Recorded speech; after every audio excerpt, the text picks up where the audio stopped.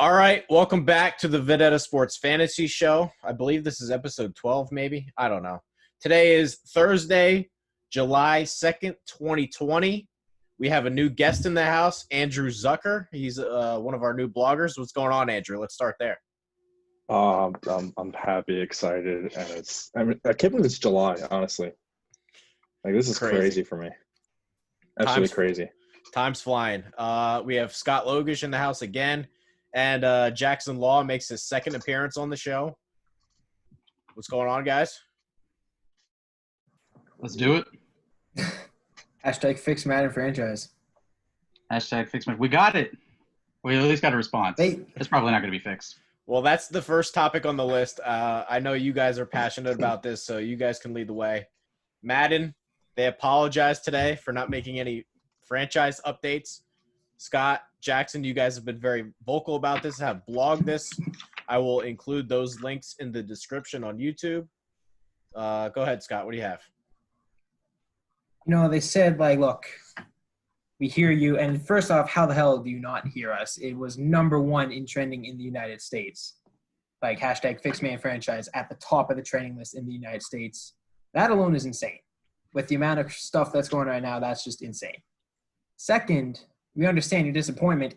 I'd be pretty pissed off. I'm still pissed off, but I'd be even more pissed off if you didn't, because you gave us patch notes for an update. You gave us patch notes. I wrote an article. Just about everything on there, if not everything on there, could have been accomplished in a patch. And, they added X Factors, face of the franchise stuff in the franchise mode blog. X Factors, that's not franchise. That's just overall game. Gameplay improvements, that's just overall game. Face the franchise is a completely different mode. That's not franchise. Don't include it in the blog. They did that to make it look like the blog was 3 times bigger than it actually is. And then it's just a slap in the face because I have Madden 07 on the PS2.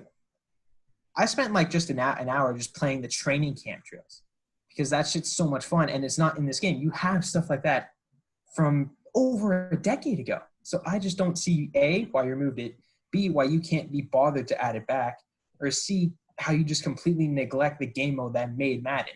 And look, if you're an Ultimate Team player and you're like, can you stop complaining? You know what? Go enjoy your NFL Pokemon cards. Go enjoy spending $60 on packs that in 2 weeks they're going to be worthless and you're going to have to rinse repeats for the entire year. Have fun with that. I feel so attacked with that last part. I feel so attacked. I do that. I was literally playing that on the Ultimate Team mode on 2K about an hour ago. And since Corona started, I've probably played over 100 hours of my team on 2K. So you attacking Madden for my team, oh, man, I feel so attacked at that one. It's NFL Pokemon cards. That's all it is. And you know what? I've probably spent over $100 on it. That's the issue. I know, it's horrible. It's it's my Fortnite. I never touched Fortnite, but people spent thousands and thousands of dollars on that. I'll spend hundreds of dollars on 2K or Madden. I did it on Madden 19. I'm not touching that on 20 because they don't change it. You're right. They change absolutely nothing.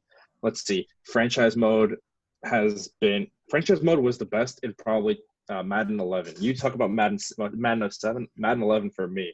Madden 11 moments, you go back and you can recreate. There was one with the Chiefs. You have to score 2 touchdowns in 20 seconds. Impossible. I miss moments. At baseball, they have it nowadays with MLB The Show where you do random moments. They used to have that in Madden. They don't anymore. What happened to that? Those are the big draws. Those are the things that sports junkies like myself try and go back to do. They want to recreate it. Come on. What am I supposed to do now with Madden? Oh, great. A new update. Ooh, Kyler Murray is in the game, thrown to DeAndre Hopkins. That's amazing. But I can do that in Madden 17. I've been downloading Kyler Murray since he was a sophomore in high school. What is this? Come on. Paying $60 every year for an updated roster, and that's it. There's nothing else. Jackson, I know you're frustrated as well. Go ahead. Fire away. Yeah. I agree with what both of y'all have said. The laziness that started in the franchise mode has made its way across pretty much the entire game. I don't know if you guys saw this in one of the original updates that they put out when they were talking about face of the franchise, but the high school teams that you can customize. If you The recognize, relocation teams. Yeah, they're the relocation teams. I mean, the laziness doesn't stop with franchise. It has made its way into every aspect of the game. It's just a UI change, and literally from 19 to 20, the menu where you go to the next game, you do training for players, you look at your roster, move from the right side of the screen to the left side of the screen, and the coach has got a brand new hat. Whoop-de-fucking-do. It's so annoying. I'm so tired of it. That's why I put out that post about boycotting it. I cannot wait for 2K to come out and release all their, new features that are going to be in the next game. Probably going to write something about that too. I'm just done with sports games at this time because they're incredibly lazy and they're incredibly greedy, and it's people like you, Andrew, that continue to spend money, and they're like, oh, this guy spends money. He spends $100, $200. We don't need little Jackson's money. We don't need Scott's money. We don't need Trey's money. We just need to keep getting Andrew's money. It's sad because every single year I'm like, 2K, it sucked. I'm not going to do it. Let's see. I had the Xbox 360, and I think it was 2K16 came out. There were certain features that you couldn't have on the 360 that were on the One. And I didn't even know that until I saw a friend playing. And I'm like, all right, fine, whatever. But I still bought 2K16 for my Xbox 360. And then when I got the One, I decided to buy it. And 16 was okay. 17 was amazing. I'm like, 17 is amazing. I don't need 18. And 18 turned out to be absolute garbage. 19 came out, and I'm like, all right, fine, I'll get 19. And 19 was actually pretty good. And then 20 came out, and everyone was like, it's hard to drive to the lane. It's not going to be good. So I waited, and I did get it for like $20 instead of the $60 price. I'm like, oh, since I only spent $20 in the game, I can spend $40 on my team. Like, what kind of stupid logic is that? And I Their did logic. I'm pretty sure the game is free now. 2K, I think 2K20 is free now on Xbox with their Xbox. That doesn't help me now that I spent I can tell you without a doubt I spent at least $300 on 2K20. NBA Pokemon cards. Gosh. At least $300. Like, it's absolute garbage. NBA Pokemon cards. And I don't know why, and it's just a thing. And like I said, I've been downloading rosters in 2K16. I had Michael Porter Jr. way before he actually got to the NBA, back when he was considered the potential number 1 overall pick in the draft. You can download rosters 10 years later, thanks to the ability to actually download rosters. And we don't really need, if all it is you're just paying $60 for a roster refresh, just stay with it. But, Jackson, you're talking about they're not changing much. Of course they're changing a lot. They're changing the way sweat lurks on a person. Ever notice that? Every year when they preview a new game, let's go 2K with Zion, literally last week, not last week, the other day, sweat dripping down his face. Ever notice they'll show pictures from 20 to 21? 20 doesn't have sweat. 21 does, because the sweat, it glistens in the light. It makes it look that much better and more realistic. Better sweat. It's exactly. You're paying $60 for better sweat. You don't want to pay $60 for better sweat? Fuck no. I don't know, man. I'm just glad that they actually addressed it. I said this, that there's no way that you guys are getting a YouTube series out of me this year, except if you guys want to do it. If you guys want to do it, go ahead. But I'm out on the YouTube series this year. So sorry, guys, for those people watching, unless they actually, somehow add something into franchise mode, which I don't see how, but we'll see. Yeah, because Madden 21. I'll go. They took like the entire dev cycle minus 2 months. Give us patch notes. What are we going to get in 2 months? Like, the guy's like, look, hey, we're doing stuff. Can't tell you what it is, but we're doing stuff. What are you going to give us in 2 months? It took them till December or January to add 5th-year options into Madden 20. Something that should have been there at launch. Please. What are we going to get in 2 months? Like, it just doesn't make sense. You take a whole dev cycle to just give us patch notes. You give us, 8, 9 bullet points just of patch notes. you're not going to be able to give us anything good in 2 months. You're not going to be able to give us anything at all. And then the only way I'm going to buy Madden is probably if I buy it used from someone like in like January. Just buy it for like $20 used at like a GameStop or EB Games.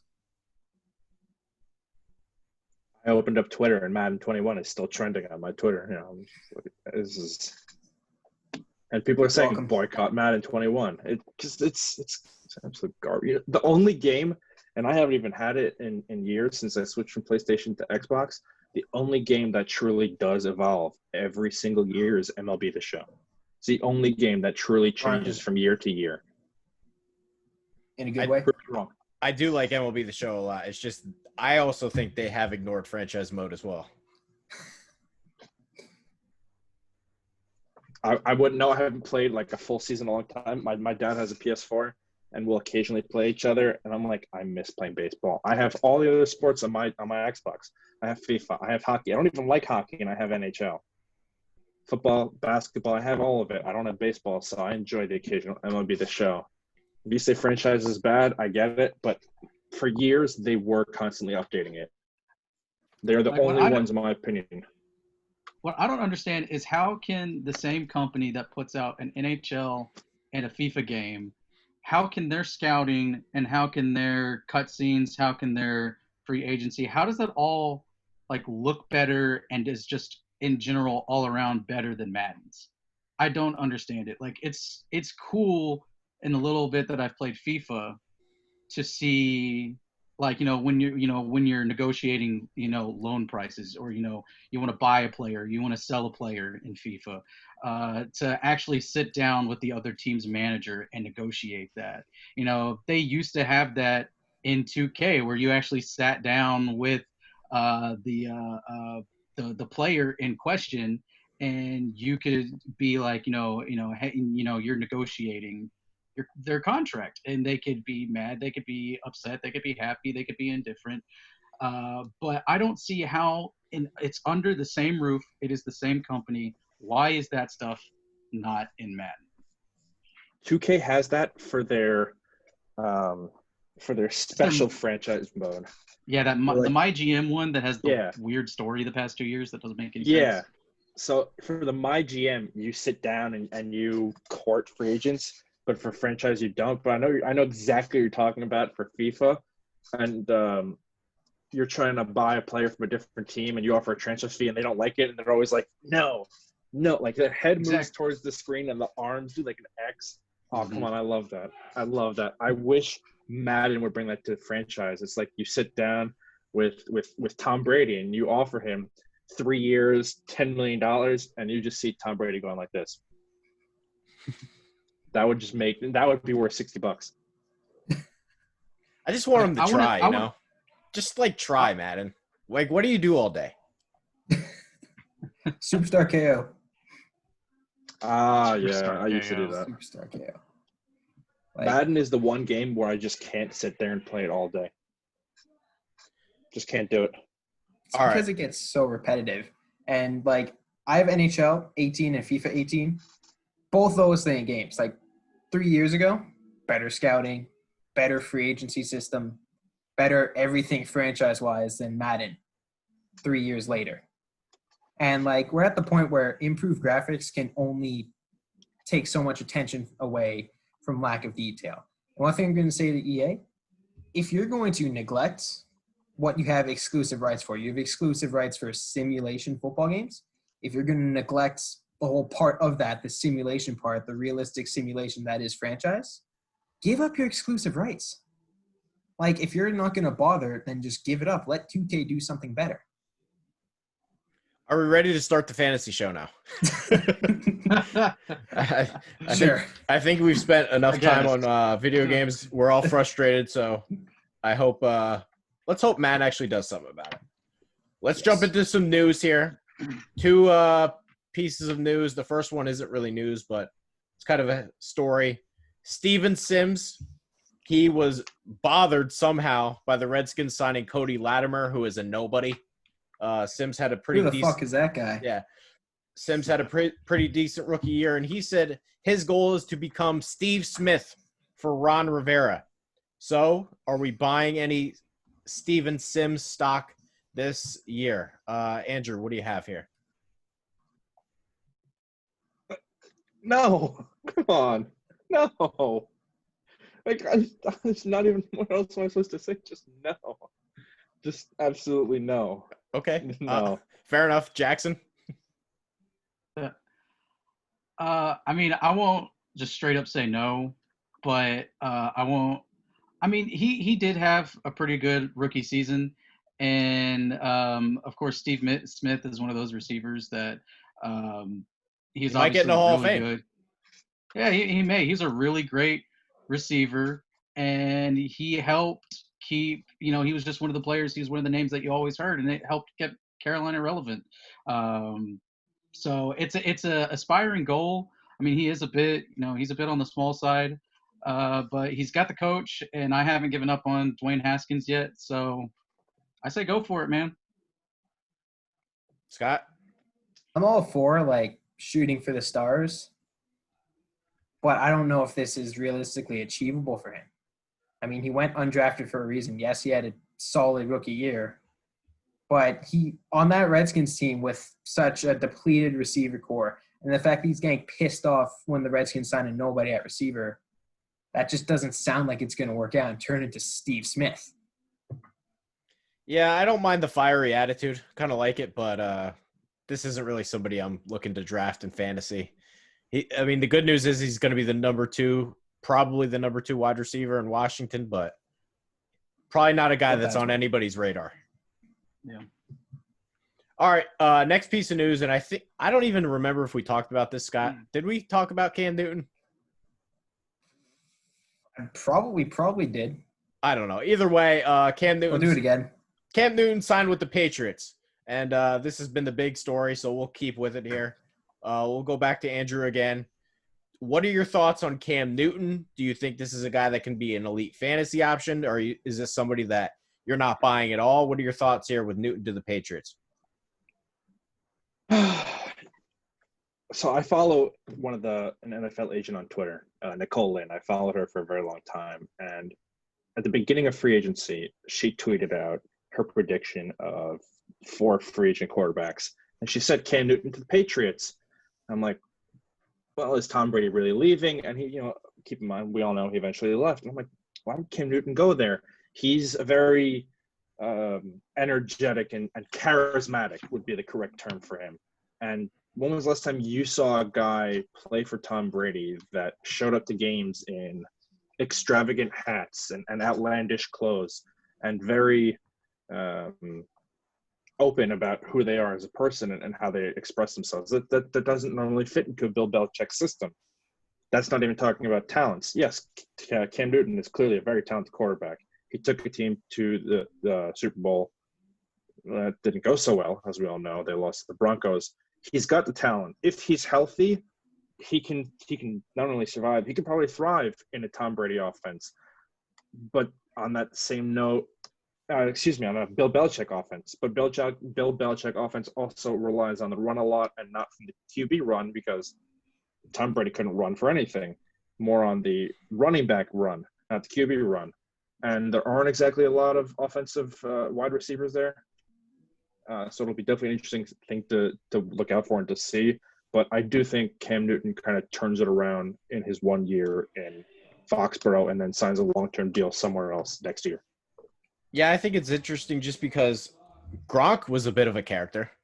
He played for the Patriots for a long time. So I think to go with the charismatic approach, as long as Cam Newton's just showing up to practice, he's not causing any problems, I don't necessarily think it has to be a problem if he's, putting the work in. Do you have any response to that? He puts in the work. We know he puts in the work. It's not – I don't think – I could be mistaken. I don't think we've ever seen an article where it questions Cam Newton's work ethic. It might be they question his off-the-field attitude, not his on-the-field attitude. He puts in the work.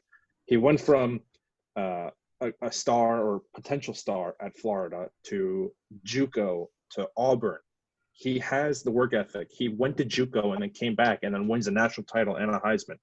And then he makes it to the NFL first overall pick. He has that work ethic and he has that mentality on the field. I think off the field actions might be his downfall, especially in a Bill Belichick system.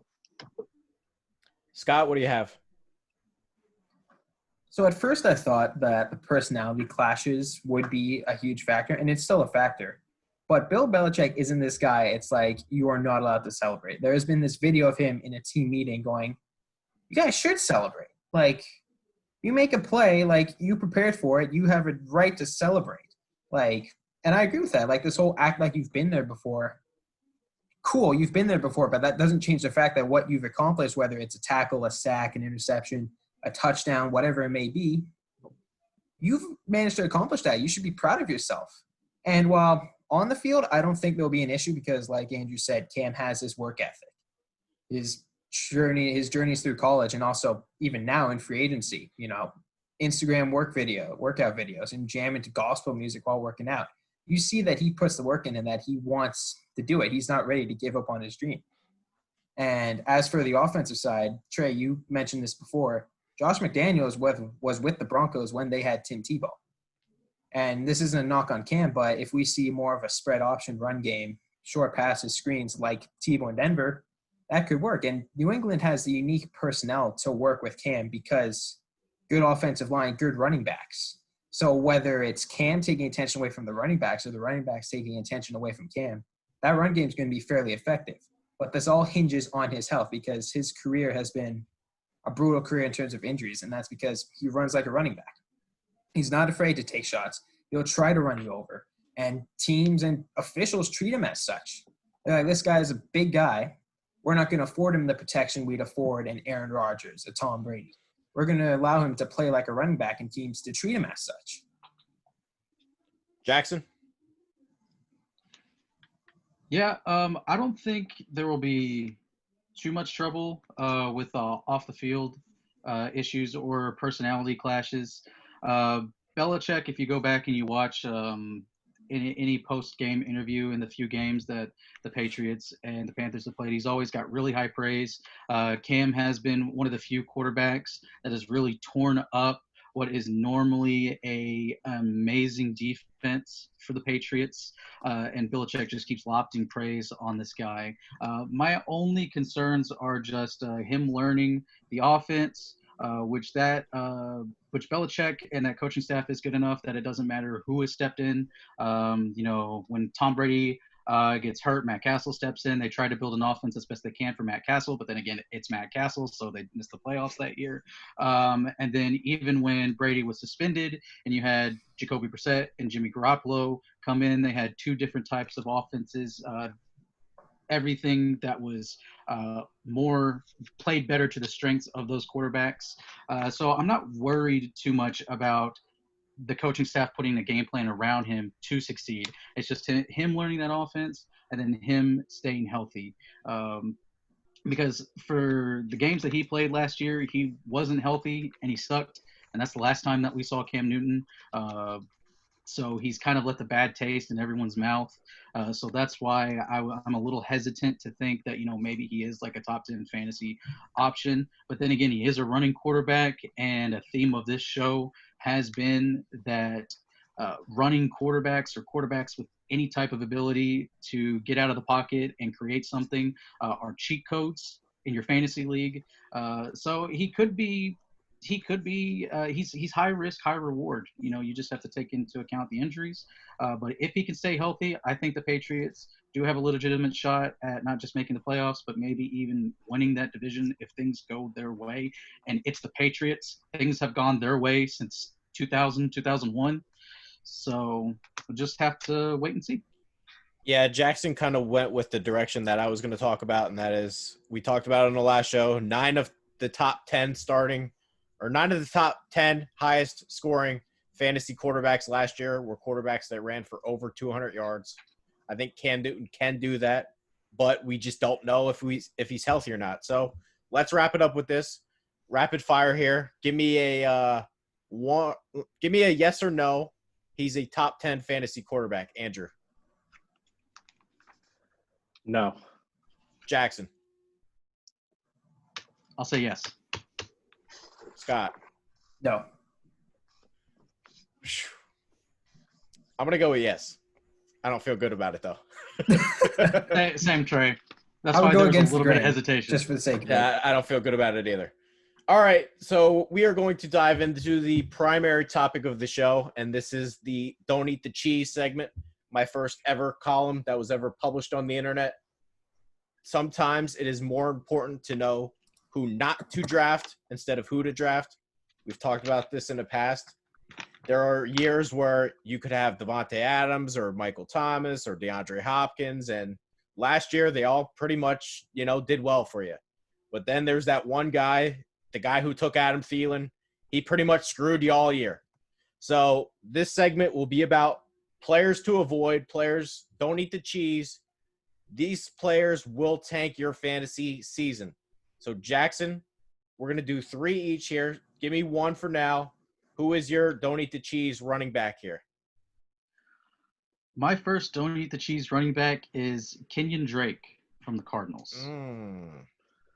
So I am a Dolphins fan, and Kenyon Drake was on the Dolphins for a few years, ended up getting traded last season to the Cardinals. Obviously the Dolphins didn't hold much value for him because they got him for a 6th-round conditional that ended up being a 5th-round pick. But the thing that frightens me the most about him is Chase Edmonds, also him sharing the backfield with Chase Edmonds. Now, I'm not very high on Chase Edmonds, but some people may be. Kenyon Drake, he had more usage, and if you look at their stats side by side, basically Kenyon Drake doubled everything, doubled in carries, doubled in touchdowns, doubled in yards per game, all of that. But their averages of yards per carry, Drake had 5.2 and Edmonds had 5.1 yards per carry. So their efficiency is about the same. And usually I feel like when that happens, that backup, they're like, well, maybe we can start running dual back sets, or maybe Kenyon Drake, we can save him a little bit more. And put Edmonds in there. And I'm always cautious of running backs that have a decent backup, or what people may think is a decent backup in the backfield. So I just say watch out for Kenyon Drake. Maybe take him in the later part of your draft if you can. But he's looking at just some of the the top 20. Many have considered him to be a top 20, top 15 back choice. I don't consider him that. So I want to jump in here before I shift it to the other two guys because I totally disagree. Drake is one of the guys I'm in love with this year. Averaged 5.2 yards a carry, and I know why you don't like Drake. Because he's stuck with the Dolphins. He was god-awful with the Dolphins. He was a new guy in Arizona. I'll have to go back and check. I believe he played 8 games with Arizona. I'll have to go back and check. But if you basically double his stats last year, this is a guy that would have ran for like 1,200 yards and 16 touchdowns with pass-catching ability. I don't see why he can't do that over a full season in Arizona in an offense that should be better. Year 2, Kyler Murray. They try to address the offensive line. Now you got DeAndre Hopkins on the outside who has to be doubled. That means that's one less guy in the box. I think Drake can be a guy. I think he could be a top 10 fantasy running back. So, Jackson, you obviously disagree. I think it's you not liking. I think it's you just, a little Dolphins. No, I know. I looked at it objectively. Okay. Sure. And I think that Chase Edmonds could get more usage this year, especially since their averages were about the same. Drake just got double the usage, so he got double the stats. I see Andrew shaking his head, so we'll go over to him. You've been drinking the Kool-Aid, Trey. You've been really drinking the Kool-Aid. That's just like, look, he stunk in Miami. And then he did do well in Arizona. And Arizona did get rid of their number 1 back in David Johnson, who is my, cheese guy. Because whatever, that's just a whole separate thing.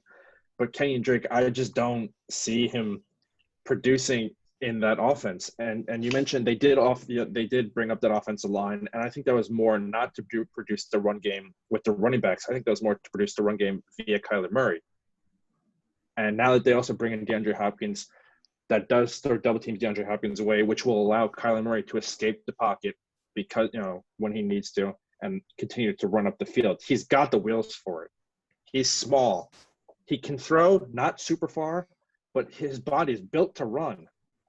I don't see Kenny Drake or Chase Edmonds really having that big of a productive season there. It's just Kenny Drake is just not. I'd never liked him as a running back. That's all. Scott, you have anything on Drake? I'd personally stay away with him because those last 8 games with Arizona, that's just a major outlier to everything else we've seen from him. And when you see, it's like with Ryan Tannehill, when you see an outlier that drastic, it gets me worrying, like maybe this was just some fluke year. I don't know if I can bet on this. If he does it again, like for the first few weeks next year or for the whole year next year, I'll be in that he's top 10 fantasy running back, but I just can't buy it right now. All right, so that was who was that pick? Who just that was mine. Jackson just did That was Kenny. me. Before we get to somebody else here, make sure to check out the website, vendettasportsmedia.com. Hit that subscribe button on YouTube. We're making our way towards 100. We're getting there slowly but surely. Slowly but surely. Make sure to follow these guys on Twitter, Logush52, JLaw1995, I believe. And yes. Follow Andrew. What's your Twitter again? AIZ Reporting. There we go. AIZ Reporting. I am Trey Daubert. And all right, let's get to I know, Andrew, you said David Johnson is your pick. He's my pick as well. So go ahead. Yeah, I'm looking at his stats, and he had that one really impressive year, like absolutely phenomenal year. 16 rushing touchdowns, 4 receiving touchdowns. This is 2016. Played and started in all 16 games, rushed for over 1,200 yards. It was one of those phenomenal years. He caught almost 900 yards. And then he was the first overall pick in basically every single fantasy draft for 2017. And then the first game, out for the entire season. Comes back, he gets 10 touchdowns in total. And then, last year, only played in 13 games, started 9, only scored 6 touchdowns. He's going to be 29 this year. And NFL running backs, their shelf life is a lot shorter than almost any other position. Quarterbacks, we see quarterbacks playing until they're almost 40 years old. Running backs, once you hit like 28, you're already considered past your prime, time to get a new one. And that's totally the case with David Johnson. The fact that Bill O'Brien said, nah, let me take DeAndre Hopkins and ship him out for David Johnson, please. This one, David Johnson's just one of those guys. I wouldn't take him if he was the last running back and I had 0 on my team. I would rather go positionless. I'd rather go playerless. It's just not worth it. He's not a good running back. Not anymore, at least. And his age, it's just not. Don't drink the Kool-Aid. Don't touch the cheese. Burn it. Throw it out. Give it to someone else. Just not yourself. Don't touch him. I'm with you. David Johnson is on my list. I got in an argument with Scott on the last episode. I don't get this one. Fool me once, fool me twice, fool me 3 times. I'm not going to be fool me 4 times here. Like, David Johnson has not been a good football player for a long time. 2017, he breaks his wrist. Even that year, he averaged 2 yards a carry. 2018, 3.6. 2019, 3.7. He's not been a good running back. And there were times last year it looked like he couldn't move. I want no part of this. In fact, I'm so down on David Johnson. I think I'd rather have Duke Johnson. Oh, 100%. 100%. Like, that's not even to me, that's not even oh, come on, I have to have Duke Johnson. To me, that's like hell yeah, I'm taking Duke Johnson. I had him on my fantasy team 2 and 3 years ago. Duke Johnson was one of those guys out of that Cleveland backfield, which that Cleveland backfield did not exist. It was literally just Duke Johnson. They would throw him the ball. He would run the ball. Duke Johnson was one of those guys where I needed a flex. I needed 10 points. Duke Johnson's my guy. He's going to get me probably 4 rushing and about 6 catching. I was totally down for Duke Johnson. I will take him any day of the week over David Johnson. 100%. No doubt in my mind. Don't even try and question it. Go ahead, Scott. What's your rebuttal? I know you like him.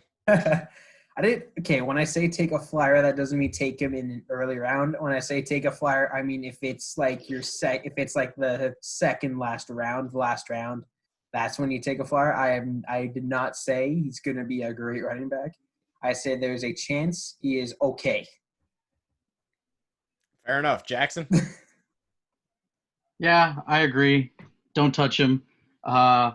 Obviously, Cliff Kingsbury didn't want him, and that's why he traded him for a wide receiver for his quarterback, who he cares more about his running back. So don't draft Kenyon Drake either. I think it was more of just ripping off Bill O'Brien, but that too. But just trying to get my pick back in there. Stay relevant.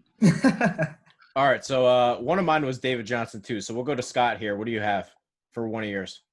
Sorry, Trey. Dalvin Cook.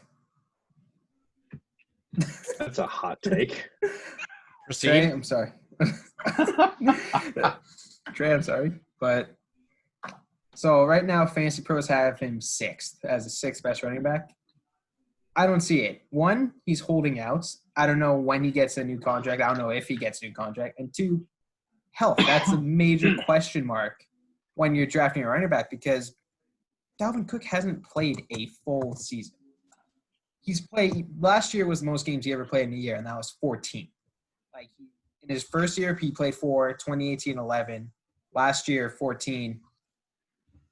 I don't know. You have an injury-prone running back, and who in that offense will be the workhorse because you need a great running game to be able to succeed with Kirk Cousins. And so it wouldn't surprise me if Dalvin Cook gets hurt early, mid-season, done for the rest of the year. It also wouldn't surprise me that the Vikings kind of say, we don't want to pay you. And then his holdout may extend into the regular season. Or if it's a Zeke situation, holding out, not necessarily working out, starts off slow, not going to be the running back you think. And Trey, I'm sorry about this, but I just don't see Dalvin Cook being the 6th best fantasy running back. Well, as some of you know, Dalvin Cook's already on my team, so I'd like to make you a bet, Scott. I bet you, and we can come up with the terms later, I bet you he finishes RB6 or better this year. Okay. All right, bet is on. Here's why I totally disagree. Because I had Zeke Elliott last year, and I had no problem paying for Zeke Elliott. And Zeke Elliott was one of the best fantasy running backs again. And while all those people out there are panicking and doing the wrong thing because they're worried Zeke Elliott's going to sit out, he didn't sit out. He got his contract. This is the exact same situation. Minnesota has absolutely no choice but to pay Dalvin Cook, and I don't care what anybody says because those people said the exact same thing about Zeke Elliott last year. Kirk Cousins is Dak Prescott. They're the same guy. They both need a superstar running back to win football games. Minnesota is screwed without Dalvin Cook. He led the NFL in yards. I don't know how to phrase this. He led the NFL in yards coming from screen passes. He had 400 yards coming from screen passes. Kirk Cousins needs that. He can't win football games by himself. Minnesota will pay him, and I will gladly take him at a discounted rate because this is one of the best running backs in the NFL. Andrew, Jackson, do you have any comments? You seem to say that they're screwed, and I talked about this one time with a friend of mine for a very long period of time, and I kind of mentioned it already here. Running backs in this league it's not like you can't say dime a dozen. You will find them all over the place. Every single year, there's a new guy who appears out of nowhere, and we're just like, whoa, where did they come from? There's always draft steals. Always. If Dalvin Cook sits out, continues his holdout or gets injured, I'm positive they will find someone else to fill his place. Absolutely positive. It happens every single year. Every year. Jackson? I like Cook, but I also kind of agree with Andrew. I'm against paying really big money for running backs. I don't know what an appropriate amount would be for Cook because obviously there are really great running backs in this league. like, Christian McCaffrey, Nick Chubb, I think are two of the best in the league. Because there is something that those guys have when they get out in open space that not a lot of other guys have. And Cook is another one of those guys that when he gets out in space, makes defenders miss, truck through him. Great guy. But I just think he needs to be careful about the holdout, because then he may run into like a Melvin Gordon situation with the Chargers, where they have someone ready to replace him, and then he holds out for too long, and the team's like, well, we got a pretty decent running back that does the same job that you did, so we really don't want you here anymore. I think the running back conversation, like, I get it. I wouldn't normally pay running backs, but I think it's gone a little too far. The Zeke Elliott one is fine. He performed well last year. He averaged almost 5 yards a carry. He was really good. And I mentioned this on a previous episode, but Dalvin Cook literally can't hold out this year. The new CBA that is in place, he has to show up. If he doesn't show up, he cannot become a free agent. He becomes a restricted free agent, which means he'll make pennies again the next year, and they can tender him like a first or second round tender, so they control his rights. He has to show up. He would have to be an absolute moron to sit out. Like Le'Veon Bell, he could have sat out and hit free agency. Cook does not have enough service time. He has to play. Oh my God! Like I'm looking at it right now. Dalvin Cook was the ninth overall pick in the second round, right? Picked, what is it? 7 after him, Joe Mixon. A round later, Alvin Kamara.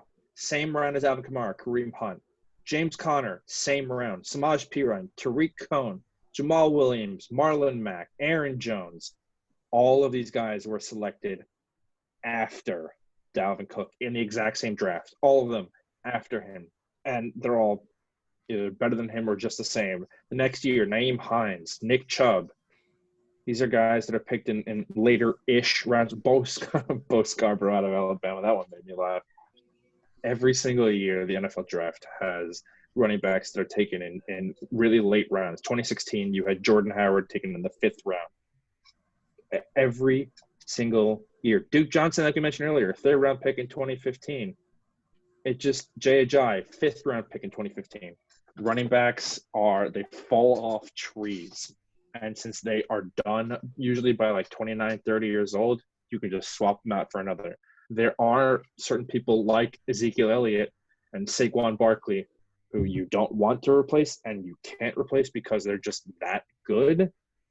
But Dalvin Cook is not even – he's not top 5, and he's definitely not, oh, my God, he's going to hold out. I totally disagree. I think he's definitely top 5.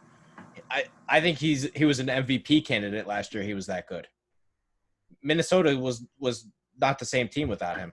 But Scott, before we move on, because let's make sure we remember this bet, because people are panicking right now for no reason. He'll be fine. So is the bet like total points or per game? Let's clarify that right now. Total points on the year. Total points. Let's go to Andrew here. Do you have a second pick here for Don't Eat the Cheese running back? Oh, you bet I do. You bet I do. Here we go.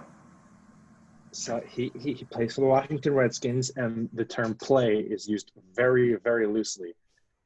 He's entering his 3rd year with the team. He's only played in one of those 2 years because the first year he tore his ACL, and he only played in 5 games last year. He hails from Louisiana State University, and he goes by the name of Darius Geis. Take back what I said before about David Johnson. If he was the last running back left ever, Darius Geis, this man has done nothing, and he was a 2nd-round pick. He has done nothing, absolutely nothing. Last year, 42 attempts, 245 yards. He did have a nice 5.8 yards per carry, which, it's a pretty big deal, but nothing. The man is injury prone. 5 games in his 2nd year, and he missed the entire first year with injury. Like, that is a beyond waste of a 2nd-round pick. And like I mentioned, running backs, you can get him in super late rounds. Just don't touch him whatsoever. I would rather David Johnson than Darius Geis. Yeah, I guess this is one of those situations where until he proves that he can play, there's no point in even taking the risk. So I'm with you. Jackson, Scott, you have any comments on Geis? 100% agree. If he can't stay healthy, then don't pick him. He hasn't done anything. Same as that. Just agree. He's played in not even half a season. He's been in the league for 2 years. Like, I wouldn't take it. I'd take David Johnson ahead of him very comfortably. Injury prone, and you haven't done anything. That's just a terrible mix for fantasy. Go ahead, Scott. Who's your second pick? Joe Mixon. Do you agree with this one? He's also on my list, so go ahead. There we go. So he's ranked just behind Dalvin Cook as the 7th best running back on Fantasy Pros. And I have a question. If a quarterback has more rushing touchdowns than a running back, should that running back be considered a top 10 fantasy running back? No. Josh Allen last year had more rushing touchdowns than Joe Mixon. That just does not mix well with me. And you have a Bengals team that is a very crappy team. They're going to be trailing. They're going to be like, hey, Joe Mixon, we're down by about 20 points right now. You're not getting the ball. They're just going to be throwing. And their offensive line isn't that good. So even if they somehow get a lead, I don't see them being able to move people and give Mixon lanes to run. And I don't see him as that kind of runner that can make chicken salad out of chicken shit. He just can't do it. Yeah, I'll chime in here because he is also on my list. I don't understand the hype about Joe Mixon. I don't understand it at all. This is a guy who's barely averaging 4 yards a carry over his career. Say what you want. The Bengals are just the Bengals. This is a team that's going to be losing a lot of games next year, whether Burrow's good or not. They're just not a good football team. The offensive line is horrendous. And I don't understand the Mixon hype. What has that guy done to deserve a top 10 ranking? I don't think he's ever finished in the top 10 for fantasy. It's not like the Bengals are a good offense. It's not like they're going to be winning football games and they could just hand him the ball in the fourth quarter to protect leads. So I'm with you. I don't get the Mixon hype at all. Andrew, Jackson, do you have anything on Mixon?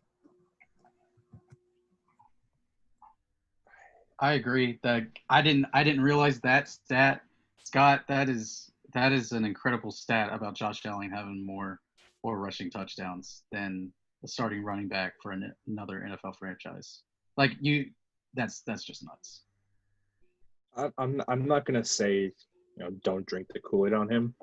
I wouldn't pick him, but I don't think he's one of those guys where he still belongs in like a tier 2 fantasy running backs, but not 7, as you mentioned. But he's not one of those guys where it's just like, oh, he's totally overrated. I'm gonna have to sort of disagree with you on that one. Yeah, I just think I've never seen a ranking where he's not in the top 10, and I think that's crazy. I could think of another ranking where he's in the top 10, but that's definitely not one we should be talking about these days. Fair enough. Let's see. Did Andrew give a second pick? Oh, I gave you my second pick. Yeah. So Jackson needs to give a second pick. Go ahead. Yeah. So my second one, I'm also looking at Fantasy Pros, and I've looked at a bunch of other sites. And the person that I keep seeing, not in the top 10, but in the top 20, which I don't even think that he belongs in the top 40 maybe, is Melvin Gordon. I do not understand why people keep hyping this guy up. He had one really good season, but that's his only season that he's rushed for over 1,000 yards. And he held out, and the Chargers gave up on him and said, okay, fine, we're good. Whatever. We've got another running back that ended up coming back. But now he's in Denver, and he's sharing a backfield with Phillip Lindsay, which is, one of the big red flags for me when looking at running backs, like I said with the Kenyon Drake deal. So I don't understand. And last year he averaged 3.8 yards per carry. That's not elite. That doesn't scream like a great fantasy option to me. And he's getting old. He's past his prime. Like Andrew said, he's getting up there. I think he's 26, 27, 28. I say old. I'm getting close to that age also, so that's weird to say that that's old. But when we're talking about NFL running backs, that is old. He's way past his prime. He's not. I don't think he's going to get as much carries as people think he is. I think most of that is still going to go to Philip Lindsay. If anything, they're also going to want to further develop Drew Lock, their young quarterback, who I think does have potential, staying potential in this league. And of course, the team's run by John Elway, quarterback himself, loves his quarterbacks. But don't even touch Melvin Gordon. Like I said, he should not be in anyone's top 40, let alone the top 20. Yeah, is a really hard for me, and he's in the next segment because Gordon's never been a super efficient running back, but Denver did pay him. But at the same time, I think Eckler has been the better running back there. So I've had a hard time knowing what to do with Gordon. He could easily be a bust. So I could see that. Andrew, Scott, you have anything on Melvin Gordon? I think he's overrated, but I think he's underrated at the same time. I think people have been looking at him in kind of a negative connotation since that 1,000-yard season. Like, he still had 9 touchdowns last year, 8 of which came on the ground. He only rushed for 612 yards. He's in a new offense. And he is sharing time with Lindsay, but I think he's going to adapt to a new situation. He's going to kind of take it in stride. He's definitely not a guy I would draft in the first 10 rounds, but if I need like a random flex, I'd have no issue slotting Melvin Gordon in there any day of the week. See, I would have every issue having to start Melvin Gordon on any given week simply because he's not a good running back. And he's in a running back by committee offense. One of those is enough for me to say I'm iffy about this guy. But if he fits both of those, I'm not touching it. Well, can we talk about this for a second? Because I know you guys are anti-committee, but at some point you got to take somebody in a committee. There's only like 10 guys who have a full workload. So 100%. So at some 100%. point you got to, I mean, Melvin Gordon, if he's your third running back in the starting lineup, I mean, you're not going to complain about that, are you? No. I will. Like, how I see his don't eat the cheese is kind of like how you said. How like he's ranked and he's not going to perform up to his ranking. Yeah, exactly. So if he's my third running back, if he's available, yeah, I'll take him. Even same with Kenyon Drake. But, if it's early in the draft, and there's other better options that I think will work, and he's there, I'm not going to take him. And if someone else takes him, I'm not going to go crying in my pillow at night. All right, I'll chime in here because you guys have been going first. My final pick is Le'Veon Bell, and I don't care that he's the primary running back. I don't care about any of that stuff. This guy just stinks. And it is full-blown Maurice Claret. He can't play anymore. It's done. My bold prediction is the Jets will cut him by week 10. He will not be on the roster at the end of the year. He can't play anymore. He was the second worst running back in the league in terms of yards per carry. The New York Football Jets, as much as I'd love them to succeed because I'm a huge Sam Darnold fan, I think they have failed to put talent around him. Le'Veon Bell, I would not touch at all. Last year for fantasy, he was not very useful for you. He did not perform up to expectations. He's definitely not worth that contract. So Le'Veon Bell, to me, I want zero part of. I think he's done. I think he's out of the league in 2 years. Andrew, I see you're shaking your head, so go ahead. I bleed green. I'm a big New York Jets fan. So that's what it is. Yeah. Look, Adam Gase hates Le'Veon Bell. Yes. There's just no ifs, ands, or buts, and Jackson understands what it's like to have Adam Gase as a head coach. He's how we say, get rid of him. Yeah, there you go. The worst. When I was with a friend of mine at his dining table, he's a big Patriots fan, and he says to me, when the Jets signed Gase, he goes, "The Jets just signed Gase." I'm like, come on. I was like, oh, we've been joking about this for a couple weeks now, but like, don't joke with me like that. I'm waiting for them to sign a head coach. He goes, no, I'm being serious. The Jets signed Adam Gase. They did what now? And then Adam Gase, comes in and they have Lev Bell. He hates Lev Bell. The Jets' offensive line was pretty trash last year. Yeah. Darnold was sick with mono from – who did he get it from? Some random girl in a bar. they were not consistent at quarterback. New York lifestyle. They were definitely not consistent at the offensive line. They're sure as heck not consistent with the head coaching position. Lev Bell just needs time and consistency. Darnold will improve. The offensive line significantly has improved, and I'm really hoping that either Gase's eyeballs fall out from all the like this, or he just shuts his mouth and doesn't say anything. But I think Lev Bell, I can't say takes the next step forward because he's way too past that point in his career, but I think we do see some of the old Lev Bell, and he will not live up to his current contract, but he won't be like a, oh my God, I can't believe he's on that contract type of player. See, I would love to be wrong because I love Sam Darnold. He was my number one quarterback that year. I think he is, like, if you had to, I would take him over Lamar Jackson right now, and I'm a Ravens fan. I think Sam Darnold's unbelievable. I'm not making that up. A Jets fan, and I would not take Sam Darnold over Lamar Jackson. I would happily trade you. But I don't see how Bell has anything left. I think and this is even crazier to say, I think Bell was actually a product of Pittsburgh. He looked bigger this year. When Pittsburgh drafted him, he was a 240-pound running back coming out of Michigan State. He was not 240 pounds with the Steelers. I think he looked bigger and not as in shape with the Jets. I think Tomlin really had him dialed in. I don't know if that guy's ever coming back.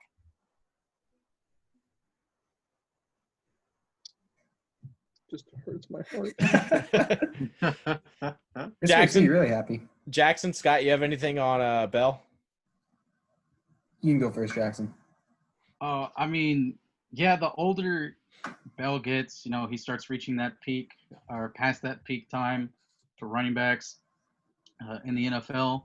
I'd love to see him on a different team, but he's stuck on the Jets for right now. And like we said, Adam Gase hates him. So it's either Gase or Bell. And for some odd reason, the Jets think that they can make both work, and it's not going to work. Which anything with Gase isn't going to work anyway. So I would be more on the line of fire Gase and try one more year with Bell than I would get rid of Bell and try one more year with Gase. So, Trey, I like your take that he gets cut by week 10, but that makes zero sense for the Jets to do just money-wise. Yeah, but Gase hates him, so I think they'll just move on because at some point they'll punch each other. Well, it's going to be like an Antonio Brown situation with the Raiders? Who knows? Like it's 17 in dead cap if they cut him this year. I don't see them cutting him. And I can certainly see Gase getting fired before week 10. I can definitely see that because Gase is one of the coaches where, if you have to pick between him and a player, you're usually going to pick the player simply because Gase's track record has not been great. Jackson, how about you give your last pick here? All right, my last pick is kind of an extension of. Hold on a sec. I just realized I forgot to plug up my my laptop, and it's battery low, but I'll still talk while I'm charging it up. But my pick is Miles Sanders from Philadelphia, and it's something that you guys talked about. He's ranked on Fantasy Pros right now as the number 12th running back.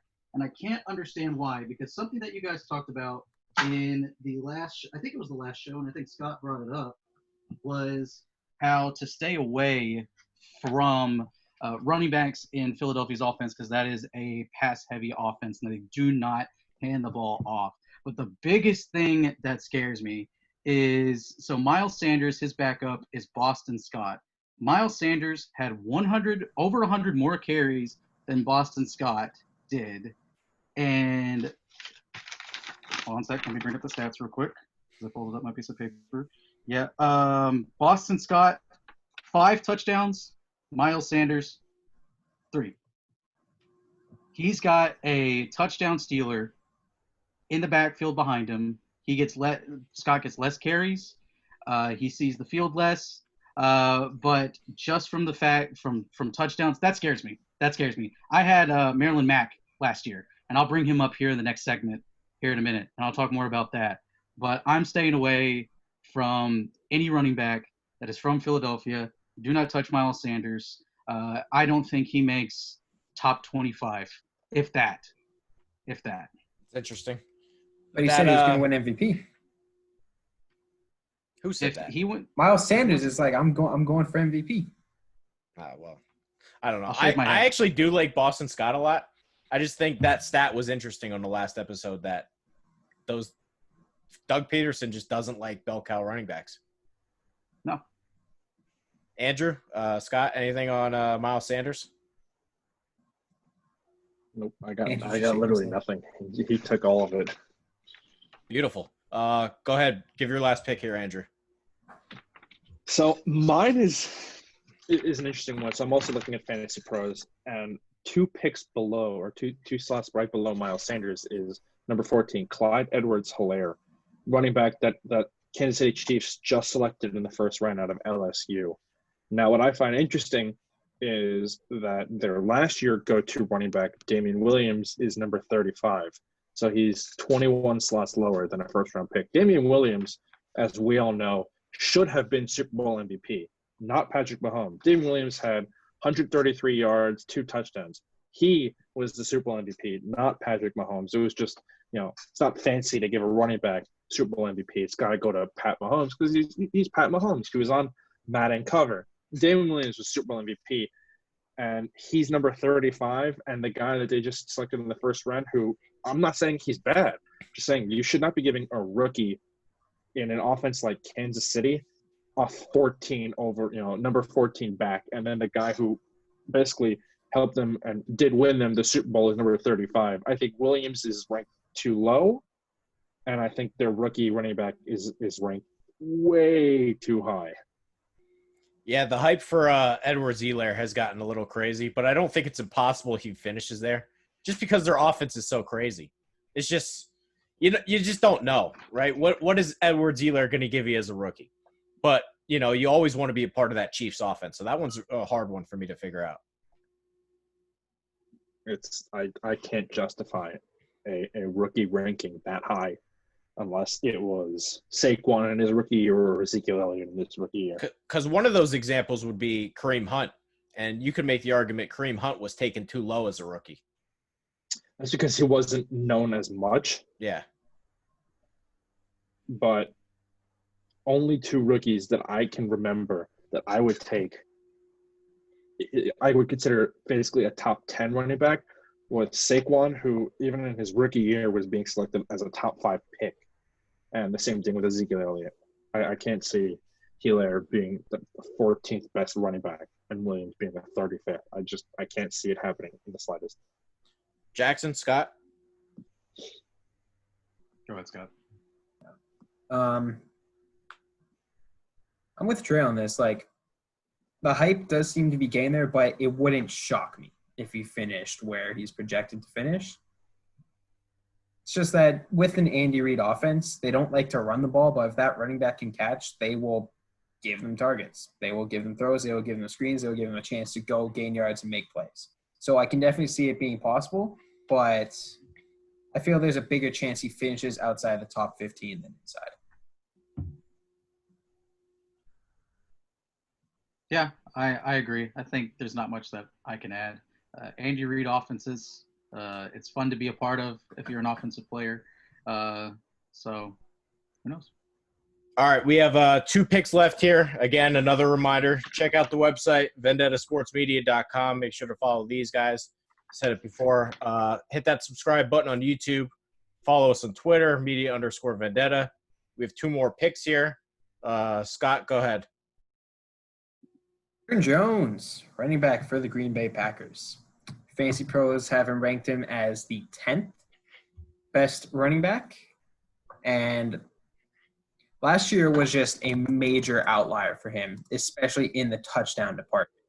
He had 16 rushing touchdowns and 3 receiving touchdowns. His previous 2 years in the league don't even come close to that. And also, the Packers, they drafted A.J. Dillon, big running back. He's going to steal goal line carries from him. So it wouldn't surprise me if A.J. Dillon ends up with 6 rushing touchdowns. Aaron Jones ends up with maybe 5. That wouldn't shock me. And so Packers draft was designed to revolve around the run game, but I don't think it was to revolve around Aaron Jones. He's entering a contract year. They could try to mitigate his usage to try to reduce what he could potentially be asking for. That's a business tactic that I don't necessarily agree with, but it's definitely possible. The NFL is a "what have you done for me lately" league, and if they restrict him from carries, if they say, hey, we have a rookie, we have contract control over this guy for the next 4 years, let's use him, let's develop him, Aaron Jones' production is going to go way down. I'm going to chime in here. You know why? Because I'm sick of the Aaron Jones hate. And I'm not saying Aaron Jones is going to score 16 touchdowns again. And I'm probably going to trade Aaron Jones because he's on my fantasy team. I'm going to try to sell high. But you know what? Like, let's not kill the guy. Like, how unfair is this? Prior to last year, what did we say? Free Aaron Jones. Give Aaron Jones more touches. If he gets more touches, he can dominate. Now we're saying, well, he's not going to be as good after he dominated. He got more touches. He did what they said he wanted to do. Now he's in an offense where the Packers just lost to the 49ers, and I think all offseason, Matt LaFleur has been sitting there and said, how can we become the 49ers? Well, we're going to run the ball a lot. And they didn't give Aaron Rodgers a receiver because they want to run the ball. And I think Aaron Jones is really talented. This goes back to the A.J. Brown thing. You might not like Tannehill, but A.J. Brown's a really talented wide receiver. So maybe we should take him seriously. Aaron Jones is really good. Like that Cowboys game, you go back and watch that, they had no answer for him. So why can't he be a top 10 fantasy running back? He can catch the ball in the backfield. He averaged 4.6 yards a carry. How many carries did he have last year? 230? You're telling me he can't get 220 this year? That's not that many. I'm just saying, the way it looks, A.J. Dillon's going to steal touchdowns from him. That's what really matters in fantasy. A.J. Dillon's going to steal a few goal line carries, and that's going to be the difference between getting double-digit rushing touchdowns and maybe getting 7, 8, 6. I'm not saying he's going to be total dog shit. I'm just saying I don't think he's going to be the 10th best solely because he's got a touchdown stealer in the backfield.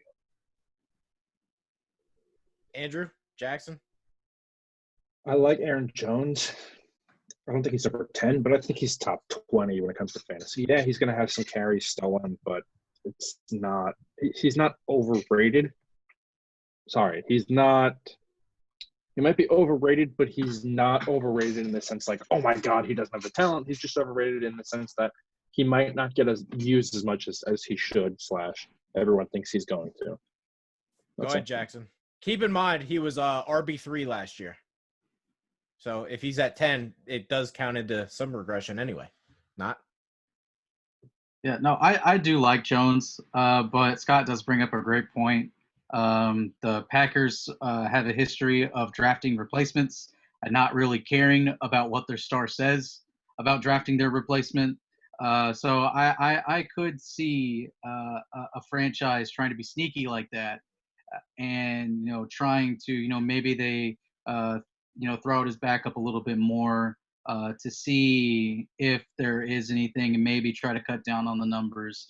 But I'm like you. I really like Aaron Jones. I'm fine with him being in the top 10. I think he'll finish at minimum top 15. I like him that much. But I would be, I'm cautiously optimistic about I'm it. with you guys. I mean, I don't see him scoring 16 touchdowns again. I'm just sick and tired of banging on Aaron Jones for 4 straight episodes. I mean, the guy was really good last year. Jackson, you got I think you're the last guy to go yet. So I've already did my 3. I did. Did everybody give their third pick? And Miles Sanders. Okay, so we are on the second to last topic here. Fuck, marry, kill. We're gonna go 3 running backs here, and I have 4 different little segments here. So the first one is Saquon Barkley, Zeke Elliott, Derrick Henry. Fuck, marry, kill. Andrew, go ahead.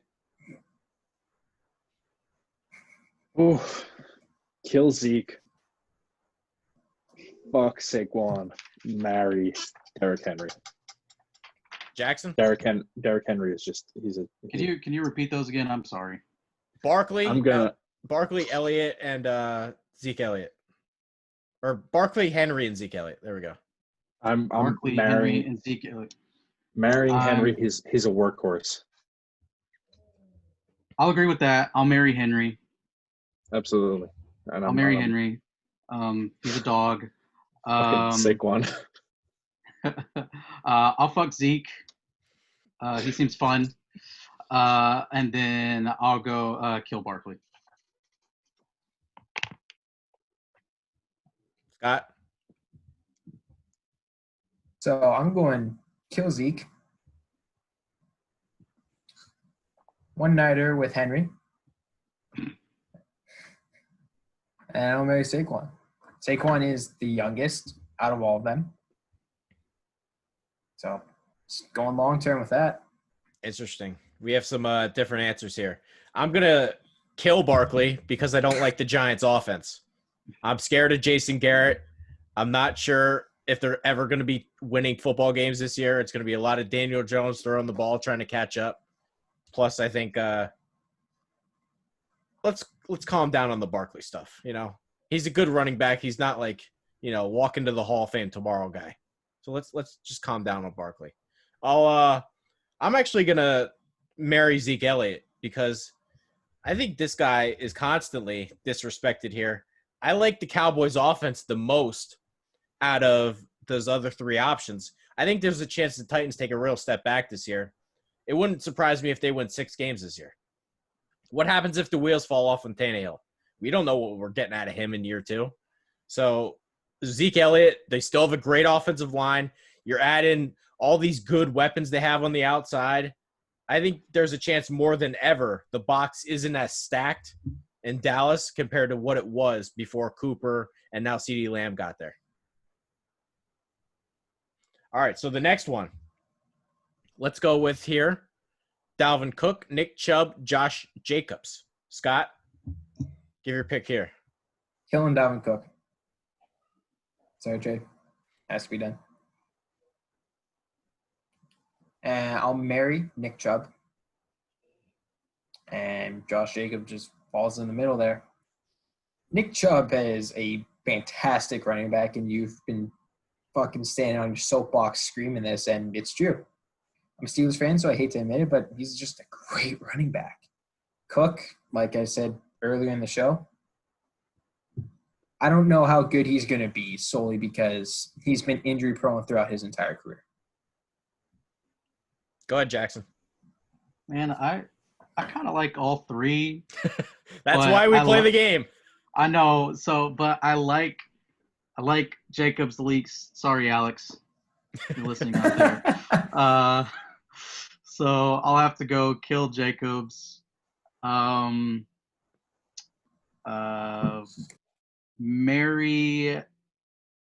Chubb and one-nighter with Cook. Andrew? Killing Cook. Yes. Killing Cook. You know, I'm definitely marrying Chubb, and I'm kind of like with Scott. You know, Jacobs just falls in that. You know, I guess I'll take the one night stand type of thing. Jacobs was you know good at Alabama, had a good year last year in John Gruden's offense. Dalvin Cook is just overrated, and Chubb is just one of those guys where, for some reason, Cleveland seems to have success with running backs, and they get noticed, but then people take a step back and look away from them for the next couple of years. But not with Chubb, and he really is. He hasn't done anything stupid, which for Cleveland, that's a miracle. They have a player who's good that hasn't done anything stupid. Come on, Josh Gordon, Johnny Manziel, Myles Garrett, anyone. So I think Nick Chubb I think it's going to take another step forward in his game this year. I would happily marry him. I'm going to kill Josh Jacobs. Alex? I'm not certain about the Raiders this year. And I think while Jacobs was really good as a rookie, I think he's gotten a little too much hype. Let's calm down on the Josh Jacobs stuff. I've seen him, like, people are saying he's a top 5 running back in the league. Let's cool the jets on that one. I will marry Dalvin Cook, and this is because the thing that separates Chubb and Cook to me is the passing game work. Cook just gets so many receiving yards in that offense, and Kareem Hunt's really going to be the pass-catching guy in Cleveland. Otherwise, it probably would have been Chubb for me, just because I think Chubb's one of the best running backs in the NFL. If somebody said he's the best running back in the NFL, I'm not arguing. I think he's just that good. So that would be my answer. All right, we have two more here.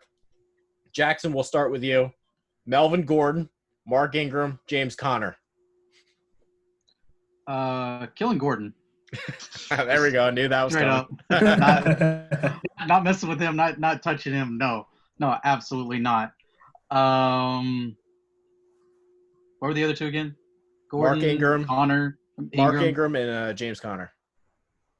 I'm a marry Mark Ingram, just because I think that people will be paying more attention to Lamar Jackson in the option, so that may open up things a little bit for Ingram. He's also just a beast and can force his way through the line. And so I'll have to go with Conner for the one-nighter. Scott? Killing Gordon. Right out the gate. My dude. No, My dude. no business with him. And you see, this is a tough one because I'm trying to exclude personal bias, but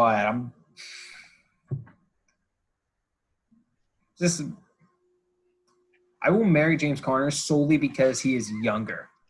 Solely because he is younger than Mark Ingram. I can see Mark Ingram being good for one more year, and that's it. Andrew? Yeah, he's got a point. We're all killing Gordon in this case. Like everyone, Ingram, excuse me. We're all killing him. There's nothing to it. James Conner is younger. He didn't have the same season that he did last year as he did 2 years ago. And Ingram had a fantastic season, 15 total touchdowns. That's also because Lamar Jackson was taking a lot of the pressure off of it. Yeah, I think we have to go with Conner just for the sole reason that he's younger. That's literally the only reason I'm going to go with Conner, because he's younger. But if we're going based off of last year's production alone, then I would definitely, marry Ingram. But I'm going to go with the younger, so I'm going to marry Conner, and then I'll fuck Ingram.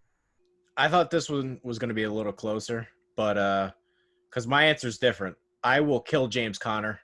Wow. One of my big, bold predictions this year is that Benny Snell takes over the lead running back role in Pittsburgh.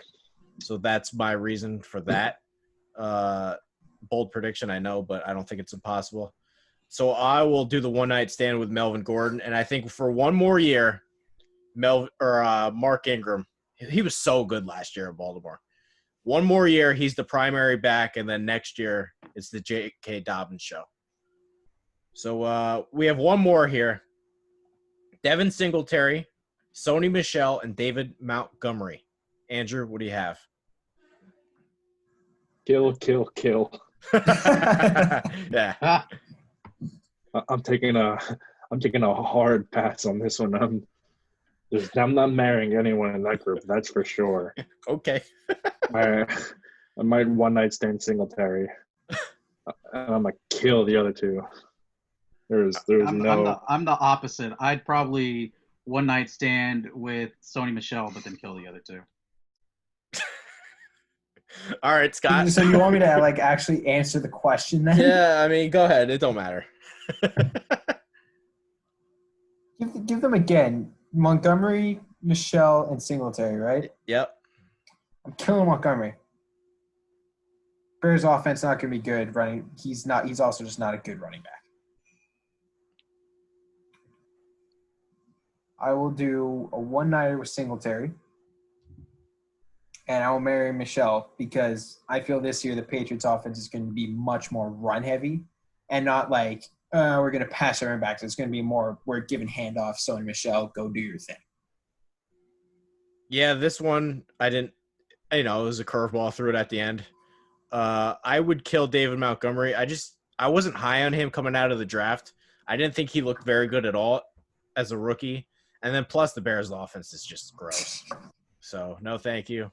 I'll do the one night stand with Sony Michel, and I think the reason why I won't go all the way is I think his knees are kind of shot. There were times last year he just kind of looked broken. Wasn't always good, but he's had some games and weeks where he's looked great. Singletary would be the guy I think that stands out here, but I'm worried about the Zach Moss addition there. I think he might be a touchdown vulture. So it is time for the final segment of Best segment. the week. As soon as I pull it up. Best segment. Doing the series on it. Yeah, by the way, make sure to check out Scott's post. He's been tracking all of our picks. He's going to make his way through that. So make sure to do that as well. Final segment of the week. Who the fuck is that guy? Who the fuck is that guy? Guy you never heard of, guy you'll never draft. Somehow, some way, he will win you your fantasy league. Scott, lead the charge. What do you have? Braxton, no. Oh, yeah, no. In the last episode, we made the joke that Braxton Berrios was going to be my next pick. We're not going there today. We're not going with a white slot receiver today. This is very surprising. Man, that's like the one weekly thing I look forward to. Is Well, me just picking a white random slot white receivers receiver. that I don't know who they are. Bo Scarborough. Oh, come on. He played at Alabama. We know who that is. But he is the third running back on that Detroit depth chart. I'm trying to All right. branch out That's fair. from the white slot receivers. Because, you're just like, why do you keep picking white slot receivers? So, going with a big bruising goal line back, Bo Scarborough. And he filled in for an injured Kerryon Johnson last year. And he did very well. 89 carries, 377 yards, and 1 touchdown, average 4.2 yards a carry. It wouldn't surprise me if Kerryon Johnson gets hurt again. It wouldn't surprise me if Bo Scarborough just starts taking these goal line carries and starts taking these 1-2 yard touchdown runs. And then slowly but surely he creeps up into a very viable running back. Yeah, I don't hate that pick. He was actually surprisingly okay last year when he played. Didn't play often, but those last few weeks of the year, he was all right. Andrew, do you have a pick for this week? He's actually very well known, and because he went to Clemson. And I don't know if you guys have chosen him or not already. Hunter Renfrow, like everyone know who he is, but on fantasy, he's the 64th best wide receiver. I love watching Hunter Renfrow play. He's about 77 years old. I think he was like a 16th year senior at Clemson. Trey, you have just as much hair as he does. Yeah, pretty much. I'm pretty sure he's got grandkids at this point. I really don't know with Hunter Renfrow, but his work ethic is absolutely phenomenal. Watching him off the field is more impressive than even watching him on the field. And even as a rookie last year, and you saw it on Hard Knocks, he showed up one of the first people there, one of the last people to leave. His work ethic is absolutely incredible, and his fantasy production might not be as great, but I'm rooting for him, to the day he drops dead of a heart attack at the age of 78, which is probably like next year. Jackson? All right, so he was drafted in the 6th round this year by the Jacksonville Jaguars. It is tight end Tyler Davis. Wow. I don't even know if I could name his school. Yeah, Georgia Tech. Oh, my God. The grad they don't even throw the ball. How did a tight end from Exactly. Georgia Tech get picked? They don't throw. You tell me, okay. Advantages for him. First off, he was a grad transfer to Georgia Tech, came out of UConn. We know how killer the tight ends are that come from Connecticut. Wow. I'm sorry. Wow. I had to do it, man. I had to do it. Oh my God. Where was I? Yeah. Okay. So I love this pick so far. First on the depth chart, Tyler Effort. I don't know how the hell you say his last name. Eifert. Yeah. Whatever. He'll be hurt by week 2. Yeah. He will be hurt the day that he arrives at the practice facility. First day of voluntary training camp. He is voluntary workouts. He's going to get hurt. He's not going to be there. Josh Oliver is another tight end. Don't know who that guy is really, but he sucked last year. Looking up. James, he's got another tough last name. It's Shaughnessy. Shaughnessy. Yeah, Yeah. Shaughnessy. I think that the other two, Eifert gets hurt. Oliver, he sucks. He comes up for the number one. Who takes that second tight end spot? It is Tyler Davis. 6'4", 250 pounds. Dude is a beast. He's going to get up. He'll get you those few touchdowns that you need to edge out your opponent week by week. There we go, Jackson. Bring in the heat. All right, my pick also comes from the same team. James Robinson, Illinois State running back. And we've talked about this a little bit in the past. Who the hell knows what we're getting from Leonard Fournette this year? Who the hell knows? He seems to be one of the wild cards. If Fournette is good this year, it wouldn't shock anybody. If Fournette is terrible this year, it wouldn't shock anybody. And Jacksonville really doesn't have a defined backup running back. They did draft Reichwell Armstead from Temple, who I kind of like. But outside of that, it's James Robinson, 230-pound Illinois State running back, could come in there and maybe have a couple good weeks for you. So that's my pick. Do we have any closing thoughts? For me, the sad thing is you're like, who the hell is that? And I'm like, I covered the FCS football last year. So I'm like, oh, man, I know this guy. He's my guy. Illinois State guy. This man was a beast last year. 18 touchdowns, 1,900 rushing yards in, what is it, 1, 2, like a little more than 12, 13 games. This team went to, I believe it was the semifinals of the FCS playoffs. It's not. It was the quarterfinals where they lost to eventual champion North Dakota State. Dude is an absolute beast. He rushed for 297 yards in a game. It was 41 carries. Next game, 210 yards and 37 carries. Man is a workhorse animal, absolute animal. So you guys are like, who is that? And I'm like, oh, I know who that is. Yeah, he was really good in college. I think he just slipped in the draft because he's not fast. He ran a slow 40 time at the combine, but otherwise, and he's from the FCS. I think he would have went a little higher in the draft. Do we have any closing thoughts here? Y'all don't franchise. Fix Madden franchise. All right, that's going to do it for this week. Make sure to hit the subscribe button. Follow AIZ Reporting on Twitter. That's for Andrew, S. Logush 52, JLaw 1995 on Trey Daubert. Until next time, we will see you soon.